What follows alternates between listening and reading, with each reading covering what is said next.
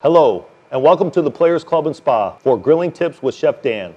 Today I have Captain Tim Dillingham of Dilly Seafood with me and the Players Club and Spa very own tennis director, Guy Moore. Today we will be grilling some fresh cut fish fillets and some fresh cut steaks.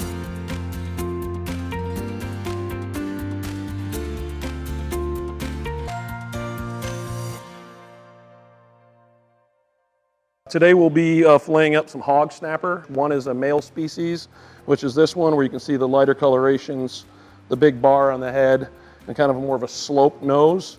And this is a female hogfish, which is similar characteristics, but you can see how the head is so much different on that one than that one. But the meat is the same, it's the same species. One's just male and one's female. Pretty much just like filleting any fish, basic same anatomy. So you're just gonna come in on like a 45-degree angle right behind the gill plate until you reach the backbone, and you're going to spin it around, and you're going to kind of feel where that backbone is and run your knife along the backbone all the way down to the tail, just cutting a little bit into the fish, not going all the way through it as of yet. And then take your thumb and just peel that fillet back a little bit, and just take your knife and still on a little bit of an angle towards the rib cage and the backbone, and that'll slice right down that, and you won't lose any meat. So you're going to go about halfway through the fish until you reach the Y bones and the rib cage. And at that point in time, a lot of people will just cut right through the rib cage and then just cut that portion of the fillet out. I don't like to do that because I think you waste some meat there. So what I like to do is just kind of slide the knife over top of the rib cage, and you can just kind of slice down a little bit, then bring the fillet around, or the fish around, and one more fillet on an angle down. And then once again, you got the knife kind of on just a little bit of an angle, and you're going against the backbone all the way to the tail.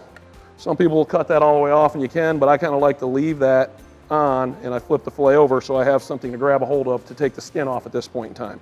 Same concept, just put the knife a little bit on a 45-degree angle, a little bit less than that, and then just slide it down the fillet. The skin is tough, so you won't cut through the skin. And just grab it and just slowly move the knife back and forth and cut through the skin like I did right there, and then just come all the way to the end. And there you go, you got a skinless, beautiful hogfish fillet. Now, it's not quite done yet because there's things called Y bones, pin bones, that go right down the fillet here in the middle. And there's only a couple of them that go right down the middle of the fillet. So if you feel it with your finger, it stops right about there. So instead of cutting all this meat off, if you just take a little V cut right here and pop that out, you only lose that much meat.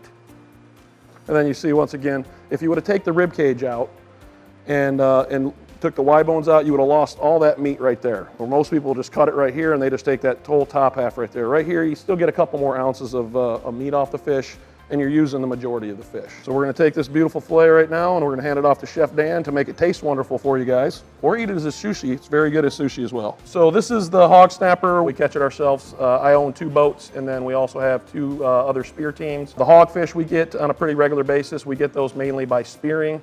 So we're out fishing, but then sometimes we scuba dive, and they don't usually hit rod and reel very often. Occasionally you can get them, but most of the time you dive down and you can shoot them with a spear. We also provide a variety of grouper: red grouper, black grouper, gag grouper, scamp grouper, which is my favorite, a bunch of different snappers: yellowtail snapper, mutton snapper, red snapper, lane snapper, vermilion snapper, cobia, African pompano.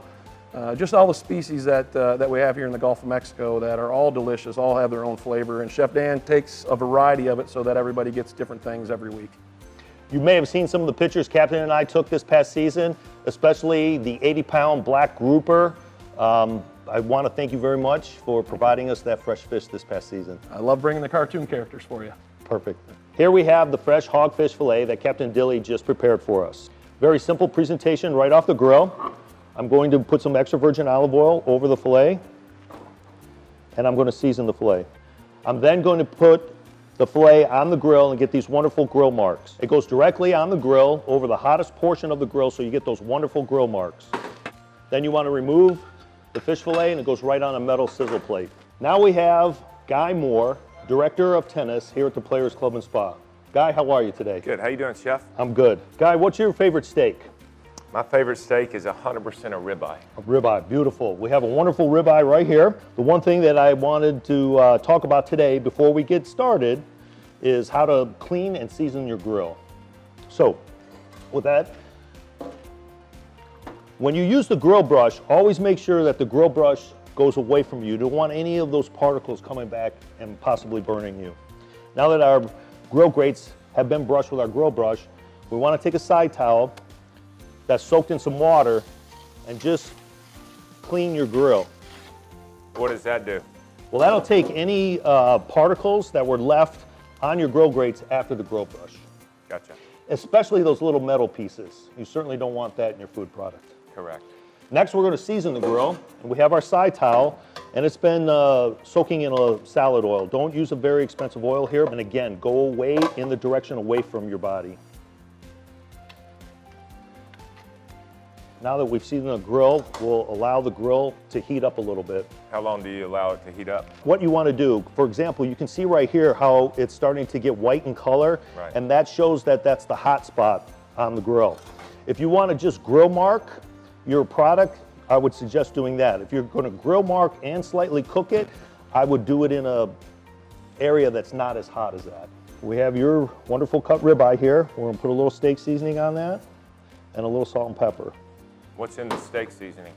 Actually, this comes from a local company, and it's our own recipe, and he makes it for us. Nice. All right.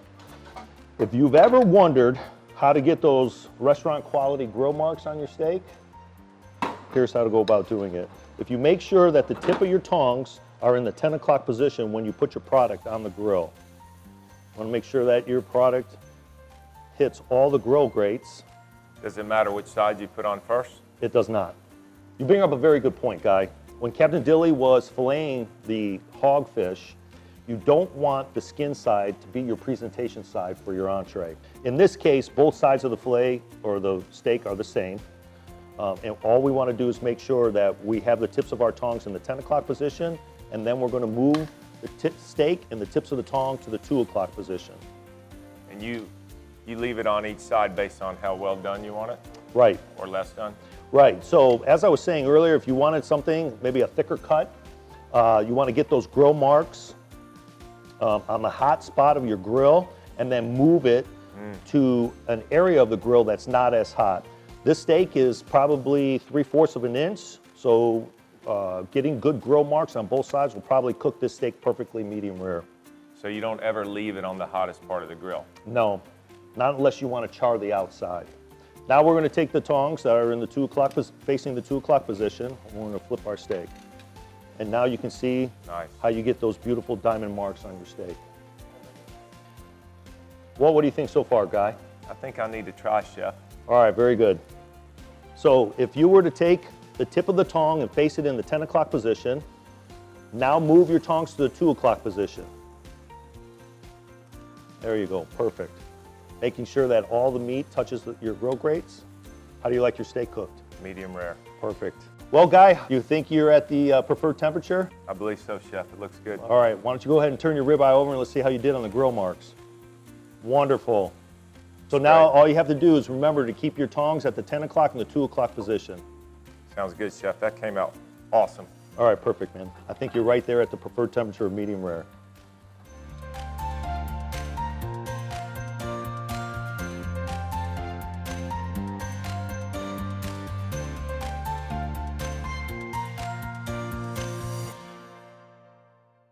Thank you very much for joining us today.